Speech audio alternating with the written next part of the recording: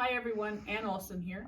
Another long arm owner of Nolting, and Quilt Magin and I were talking about organizing the designs and trying to figure out where they're at. And so this morning I thought I'd show you, because on this particular quilt I've used Quilt CAD, which is right here. So you go into your Quilt CAD and you can use this as a design board to figure out what's going to go on your quilt. So for instance, this quilt, I have it down as idea number 1. So I'm going to open that idea. And so these are some of the designs, not all of them. I'm using this one. I'm using that in my sashing. I've used that as a border. I've used this as a border. I've used this particular block. And while I was thinking about that block, I pulled these two designs in because I was thinking they could work. So this is a way to test your ideas. You can also make this bigger, the block size. You can change your block size.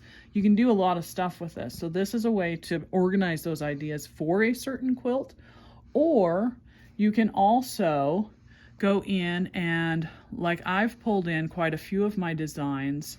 I'm opening this other one up. This is border designs. So I've got border corners. So here's a corner and here's a border. So I can kind of come over to this and go, yeah, I like some of those designs, I'm going to use them. Another thought is, here's a layout that was saved and they're blocks with the ditch.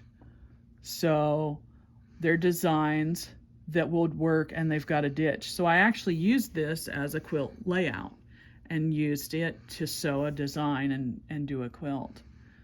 So you can use this. Another thing I've done is, like, I needed to do a Celtic quilt or Irish theme. And so I pulled in some things that were Celtic and Irish so I could find them. You can use it to do, okay, here's another one, for instance, cat and dog. When you're needing to know what designs do you have that would work on a cat quilt or a dog quilt, you can organize. Okay, we've got fish in here and I've got birds. I've got some things that would go with those themes. So that's a way to use your Quilt CAD to organize things. The other thing I'll show you is, let's look at this one, that's a little bit better. This is a Hunter Star quilt, and I laid out part of the design in here so I could see how it would work. So you can use your Quilt CAD as a design tool to help you know what's in your quilt and how to use it. This is another quilt. This was actually for a customer's quilt, and I set it up to see how it would look, and then I was able to stitch it out. And you can either do things where you sew as a single pattern and stitch that out, or you can have it sew it in zones. I personally prefer the place as a single pattern for setting up stuff. If I had set up something more as a pantograph, then I could do sew in zones. So I'm going to go back out of this one.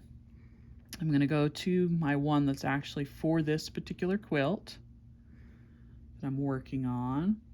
And right now I'm ready to sew the sashing.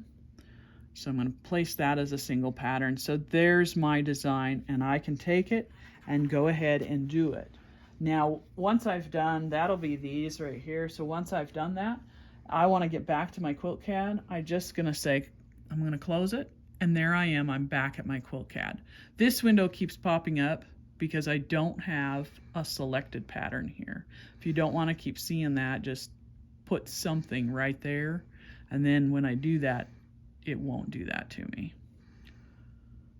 So that's an idea for organizing your files and giving you a place where you can access and look at them.